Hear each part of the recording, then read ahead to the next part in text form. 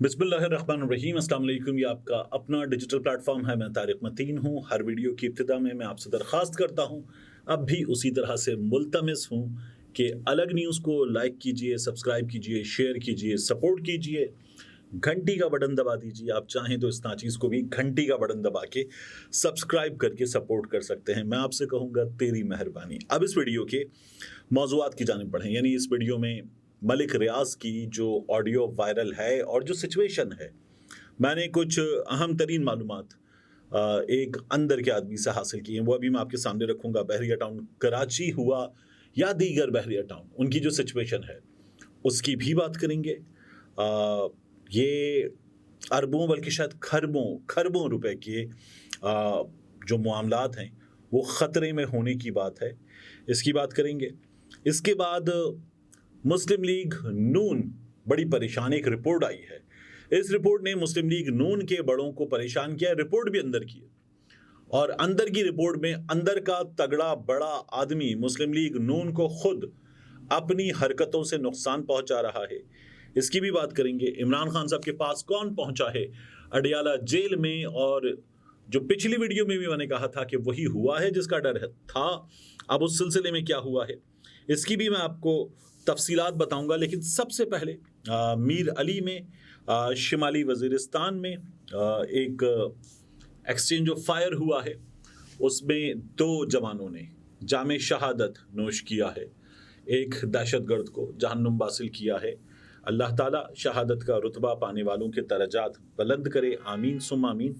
आप इस वीडियो के मौज़ूआत की जानिब बढ़ें। बुशरा बीबी आज गई थी, कोई 1.5 घंटे की उनकी नैब में पेशी हुई और उस नैब पेशी के बाद हमने उनके अंदर जाने के, बाहर आने के मनाजिर देखे, उनसे सवालात वगैरह हुए। ये सवालात सामने आए हैं। इन सवालात में अब जो चीज़ें हुई हैं वो मैं आपके सामने रखूं कि नैब ने ये सवाल किया उनसे। पहला सवाल, आपकी तालीमी काबिलियत क्या है और क्या आपने इस्लामी तदरीस फ़िक़्ह दरस निज़ामी का कोर्स भी किया है, ये सवाल हुआ है। और दूसरा उन्होंने सवाल किया है अल-कादिर यूनिवर्सिटी प्रोजेक्ट ट्रस्ट बनाने का मकसद क्या है। अभी जो प्रोजेक्ट है ना, ये इसमें क्यों डाला गया मुझे नहीं पता। इसको आमतौर पे कहते थे Al-Qadir university trust case, 190 million pound scandal case. Malik Riaz का तो नाम लेने की कोई हिम्मत करता नहीं है। इसमें भी मलिक रियाज का जब नाम लिया गया है तो मलिक रियाज को दूसरे हिस्से को तोड़कर, और मलिक रियाज के लिए जो उर्फ़ आम में चीज़ें होती हैं वो नहीं लिखी गई। ये दूसरा सवाल है। तीसरे सवाल में पूछा क्या आप बतौर ट्रस्टी होने के साथ साथ बतौर उस्ताद भी कोई जिम्मेदारियां अदा कर रही हैं। अच्छा, ये नैब वाले जो हैं कोई बड़े फारिग लोग हैं, इन्होंने जो जिम्मेदारियां उसका इमला भी गलत लिखा हुआ है। फिर वो पूछते हैं क्या आप बतौर ट्रस्टी या बतौर उस्ताद यूनिवर्सिटी से किसी भी किस्म की तनख्वाह या मुराआत लेती हैं। और फिर इन्होंने जो मज़ीद सवालात पूछे, सवाल नंबर 5 है अल-कादिर यूनिवर्सिटी ट्रस्ट बनाने का ख्याल किसका था और इसके लिए जगह का तयन किसने किया। ये दोनों बताते हैं, इमरान खान साहब भी, बुशरा बीबी भी, कि ये बुनियादी तौर पर जो है वो बुशरा बीबी का ख्याल था। नंबर 6, आप बतौर ट्रस्टी अल-कादिर यूनिवर्सिटी में क्या जिम्मेदारियां अदा कर रही हैं, वही जिम्मेदारियां उन्होंने गलत लिखा हुआ है। अच्छा, इस ट्रस्ट को बनाने के लिए मलिक रियाज हुसैन और बहरिया टाउन का क्या किरदार है। मलिक रियाज हुसैन और बहरिया टाउन का क्या किरदार है, और आपने पहले उनसे रब्ता किया या उन्होंने खुद ट्रस्ट बनाने के लिए आपसे दिलचस्पी का इजहार किया था। मेरी पिछली वीडियो जो था उसमें मैंने इस पर तफसील से बात की हुई है, इसीलिए मैं इन चीज़ों की तफसीलात में नहीं जाता। अगला सवाल बड़ा इंटरेस्टिंग है, फरहत शहजादी को आप कैसे जानती हैं, क्या आप उनके माली मामलात या मामलात का भी इमला गलत लिखा हुआ इन लोगों ने, और किरदार के बारे में मुतमईन हैं। ये नैब ने जो है इनसे सवालात किए हैं। 3 सवालात इसमें और हैं, ये भी सामने नहीं आए हैं। ये बुशरा बीबी से इनके किए गए सवालात हैं। इनमें मुझे वो जो करप्शन का कोई ट्रेस ढूंढने की चीज़ हो, वो कम से कम इन सवालात में जो 8 सामने आ गए हैं मुझे नहीं मिली है। लेकिन दूसरी चीज़ क्या हुई है कि नैब की टीम जिसने कहा कि हमें गिरफ्तारी चाहिए इमरान खान की, इस केस में भी, अल-कादिर ट्रस्ट केस में भी वो पहुंच गई और उसने इमरान खान साहब की गिरफ्तारी जो है वो इस केस में डाल दी है। मेरा ख्याल है तोशाखाना केस में, दोनों केसेस में जो है वो इमरान खान साहब की गिरफ्तारी उन्होंने डाल दी है। ये इमरान खान साहब से तफ्तीश के लिए अडियाला जेल पहुंचे बगैर स्क्वाड के, यानी कोई बगैर सिक्योरिटी की गाड़ियों के, 2 गाड़ियों में नैब की टीम अडियाला जेल पहुंची और अलकादिर ट्रस्ट केस से मुताल्लिक इमरान खान साहब से जो जेल जराए हैं उनके मुताबिक सवालात किए गए और गिरफ्तारी जो है वो मेरा ख्याल है कि दोनों केसेस में इमरान खान साहब की डाल दी गई है। ये हुआ है। अब इसमें क्या होगा, कल हमें अदालत से इस बारे में मजीद मालूम हो जाएगा। इमरान खान साहब की जो वकला की टीम है वो हर बार एक उम्मीद जाहिर करती है, वो कहती है इंशाअल्लाह कल हक में फैसला आएगा, ये जो कर रहे हैं वो इंसाफ नहीं है। और फिर उसके बाद हमें खास तौर पर इस्लामाबाद हाई कोर्ट से इमरान खान मुखालिफ फैसला मिलता, जिसके बारे में रिपोर्टर कह रहे होते कि यार ये तो 6-7 महीने से 8 महीने से अदालत रख के बैठी हुई है, फैसला नहीं दे रही है और इस केस में तो जमानत बनती है। जहां वो ये कहते हैं कि जमानत बनती है, वहां भी इमरान खान साहब की जमानत जो है वो उड़ा दी जाती है। और फिर इंट्रा कोर्ट अपील में क्या हुआ ये भी आपने देख लिया। तो ये इमरान खान साहब के साथ इस वक्त हो रहा है इस तमाम मामले में। तो कल क्या होगा मुझे कोई ख़ास उम्मीद नहीं है। इमरान खान साहब के मामलात जो हैं वो जब सुप्रीम कोर्ट ऑफ पाकिस्तान में जाएंगे तब ज़्यादा इंटरेस्टिंग होगा देखना कि अदालत में क्या होता है। उससे पहले मुझे इसमें इस्लामाबाद हाई कोर्ट तक, क्योंकि जब आपको अंदाज़ा होना कि केस का फैसला क्या होने जा रहा है तो फिर आपका इंटरेस्ट कम हो जाता है। तो इसलिए मुझे इसमें कम इंटरेस्ट है।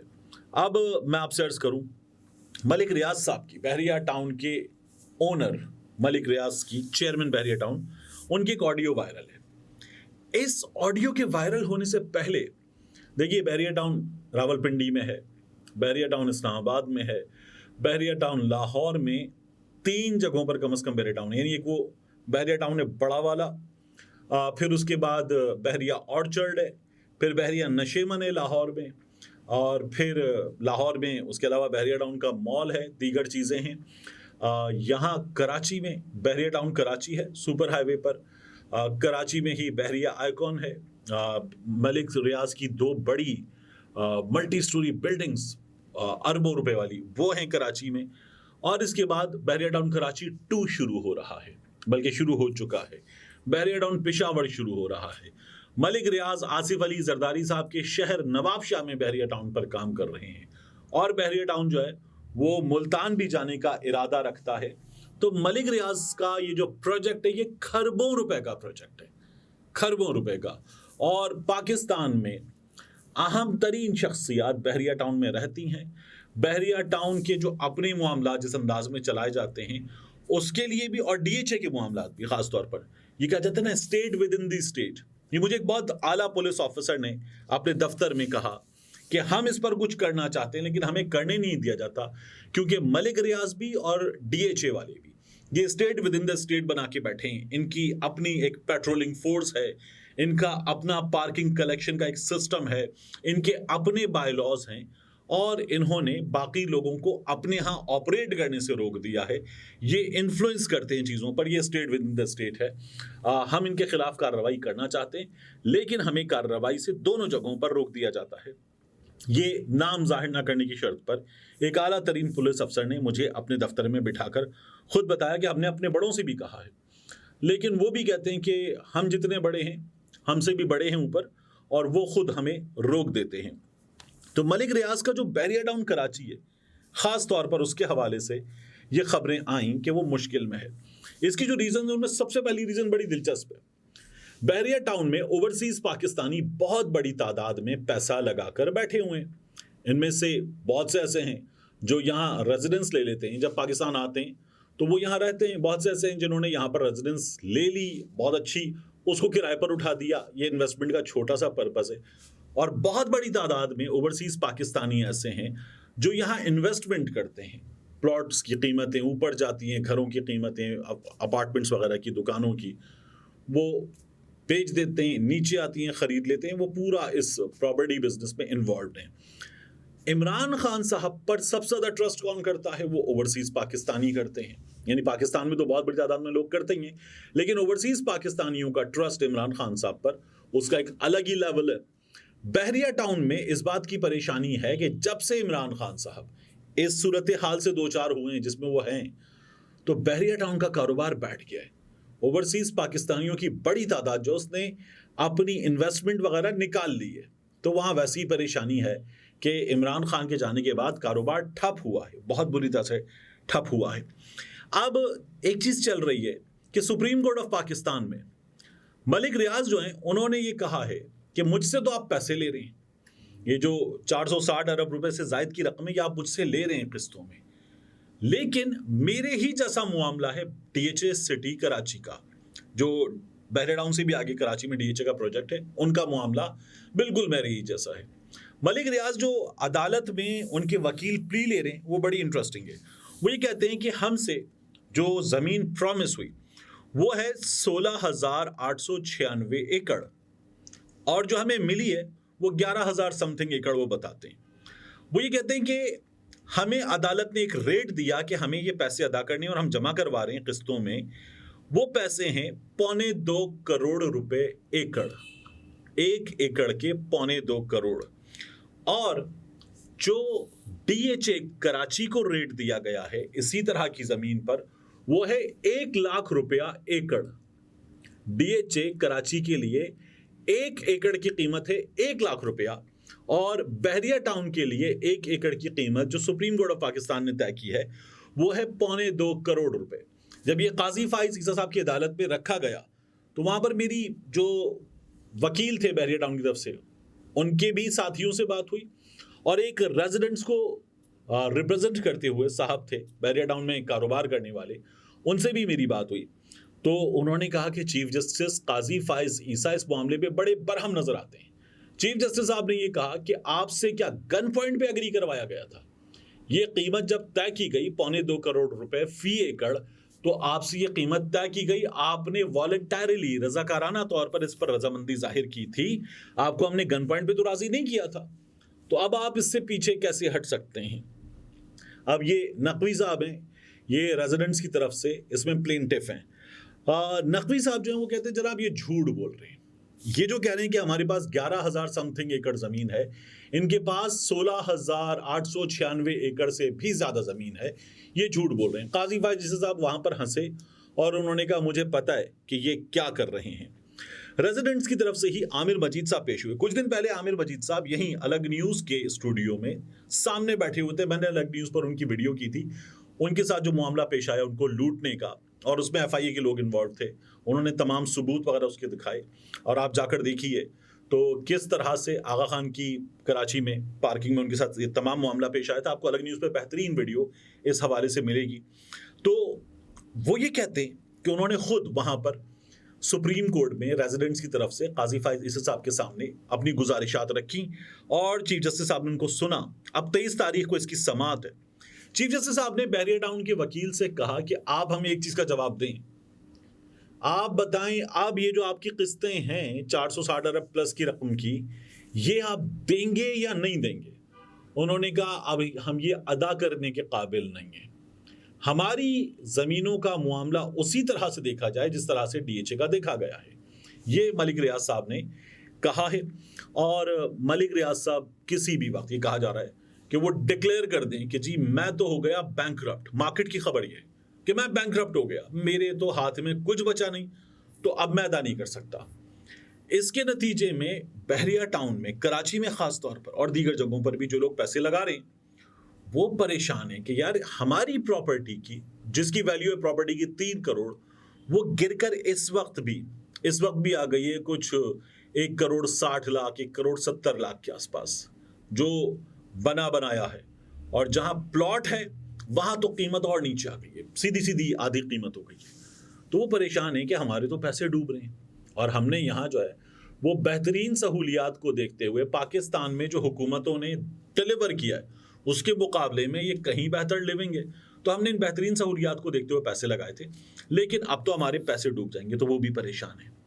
मलिक रियाज जो हैं वो एक ऑडियो वायरल हो रही है, उसमें जावेद चौधरी साहब को बता रहे हैं कि नहीं चौधरी साहब कोई परेशानी की बात नहीं है, हम कोई बैंकरप्ट होने नहीं जा रहे। बहरिया टाउन जो है उसे पहले भी अल्लाह ने बचाया है, चलाया है, अब भी अल्लाह बचाएगा, चलाएगा और दिन दुगनी रात चौगनी तरक्की करेगा ये जो बहरिया टाउन है। मलिक रियाज को ये उम्मीद है कि कुछ नहीं होगा।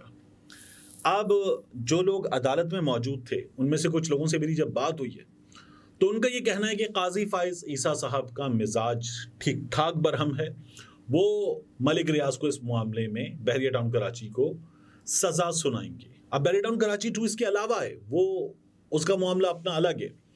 और मैं आपसे अर्ज करूं, हम बहरिया टाउन बच्चों को लेकर कभी कभार एक्टिविटी के लिए चले जाते हैं। वहाँ एक बहुत अच्छा थीम पार्क है, वहाँ एक डेन जू है, बहुत बड़ा जू उनका, फिर वहाँ पर कार्निवल एरिया है और जो डिज्नीलैंड के जैसा थीम पार्क है। इनके अलावा पीछे बहरिया टाउन में एंड पर जाकर उन्होंने आईफल टावर का रेप्लिका बनाया हुआ है, बहुत बड़ा है बहरिया टाउन। यानी अगर आप दरवाजे से ड्राइव करना शुरू करें तो एंड पर जो आईफल टावर है, जिसके बाद भी बहरिया टाउन बाकी है, उसके बाद भी बहुत दूर तक बाकी है, तो वहां तक जाते जाते भी आपको मुनासिब स्पीड पर 20 मिनट लग जाते हैं। 20 मिनट। तो बहरिया टाउन का एक हिस्सा बता रहा हूं मैं आपको, ये जो जिना एवेन्यू है बहरिया टाउन का, जो साइडों पे फैला हुआ बहरिया टाउन है, मतलब वो तो किसी शहर से बड़ा है, पाकिस्तान के कई शहरों से बड़ा है बहरिया टाउन। और फिर बहरिया टाउन कराची 2 उसके पीछे बन रहा है। ये हाल है इस वक्त। तो ये जो जमीन की बात हो रही है, ये डेफिनेटली उससे ज्यादा है। अब मलिक रियाज के इस प्रोजेक्ट में जब एक हाथ इस पे पड़ता है तो पूरे पाकिस्तान में खलबली मचेगी। बहरिया टाउन पेशावर जो वैसी मुसीबत में है, नवाब शाह वाला वैसी मुसीबत में है, तो ये तमाम लोग जो हैं वो परेशानी है, खरबों रुपए की परेशानी, अरबों रुपए की भी नहीं। तो ये वाला हाल है। मलिक रियाज साहब को उम्मीद है काजी फाइज ईसा साहब अगर मलिक रियाज को सजा देंगे तो फिर बहरिया टाउन चलाने की जिम्मेदारी मुमकिन तौर पर हुकूमत को या किसी इदारे को दे दी जाएगी। उसके बाद क्या होगा? उसके बाद हम बेहतरीन लिविंग के बहरिया टाउन को मुसीबत में देखेंगे। क्या इसकी जिम्मेदारी आप सुप्रीम कोर्ट पर डालेंगे, हालात पर डालेंगे, उस इदारे पर डालेंगे, या ये कि बहरिया टाउन बेहतरीन चला तो चलाने दिया जाए? नहीं, उससे भी पहले आपको ये देखना होगा कि इतना बड़ा बहरिया टाउन कराची में और उसके अलावा दीगर जगहों पर ये जो ज़मीन इनको मिलती है, तो ये ज़मीन ऐसी तो नहीं मिलती। फौज के आला तरीन अफसरान रिटायर्ड होते हैं और रिटायर होने के बाद मलिक रियाज के पास हायर होते हैं और हायर होने के बाद ये तमाम काम सीधे हो जाते हैं और रिश्वत मिलती है। बड़े बड़े लोगों को रिश्वत मिलती है और इन तमाम आला तरीन अफसरान के ताल्लुकात इस्तेमाल होते हैं और मलिक रियाज का ये प्रोजेक्ट जो है वो फलता फूलता है और पैसे बनते हैं। बहरिया टाउन कराची, यहाँ जो आइकॉन टावर है क्लिफ्टन पर, वहाँ मलिक रियाज ने एक फ्लाईओवर बना दिया, अंडरपास बना दिया, उसके बाद आसपास की तमाम चीजें डेवलप कर दी, अरबों रुपए का काम कर दिया और बहरिया आइकॉन बना दिया। स्टे हुआ है और अब वो इतनी बड़ी इमारत जो पाकिस्तान की सबसे बड़ी इमारत है वो स्टे के बाद पड़ी हुई है। तो ये तमाम काम जब हो जाते हैं और मलिक रियाज का पैसा काम दिखा देता है, उसके बाद यहाँ प्रॉब्लम आती है, उससे पहले प्रॉब्लम नहीं आती। तो हमारे यहाँ इंसाफ के इदारे ऐसे ही काम करते हैं। अभी भी इस प्रॉपर्टी की कीमत गिर जाने के मामले में बहुत से लोग अंदर जिनके पास पैसे हैं वो माल बनाएंगे, बाद में जब मामलात सीधे होंगे तो ये सब कुछ उठेगा और लोग फिर पैसे बना रहे होंगे। आम आदमी जो है वो पैनिक बटन दबने पर लुटेगा, इसके सिवा कुछ भी होने इस पूरे मामले में नहीं जा रहा। आखिर में हमजा का मामला यह है और बहुत दिलचस्प है, हमजा और मरियम के फड्डे का मामला। हुआ क्या है, एक रिपोर्ट मियां नवाज शरीफ को दी गई है।